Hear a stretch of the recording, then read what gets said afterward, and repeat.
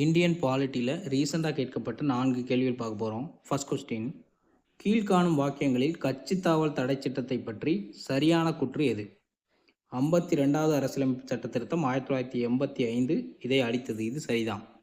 அரசியலமைப்பில் 9வது அட்டவணையில் இணைக்கப்பட்டது அப்படிங்கிறது தவறு. இது வந்து 10வது அட்டவணையில் இணைக்கப்பட்டது. 91வது அரசியலமைப்பு சட்ட திருத்தம் 2003 மூலமாக ஓர் சீர்திருத்தம் செய்யப்பட்டது. இது சரிதான். இப்போ ஆன்சர் பார்த்தீங்கன்னா 1 மற்றும் 3, ஆப்ஷன் பி. இரண்டாவது கேள்வி, கீழே கொடுக்கப்பட்டுள்ள குழுக்களை கால வரிசைப்படி எழுதுக. இது பஞ்சாயத்து ராஜ் பற்றி ஆராய்வதற்காக அமைக்கப்பட்ட குழுக்கள். ஃபஸ்ட்டு பல்வந்த்ராய் மேத்தா குழு எப்படின்னு பார்த்தீங்கன்னா 1957, அசோக் மேத்தா குழு 1977, ஜிவிகே ராவ் குழு 1985, எல்எம் சிங்வி குழு வந்து 1986.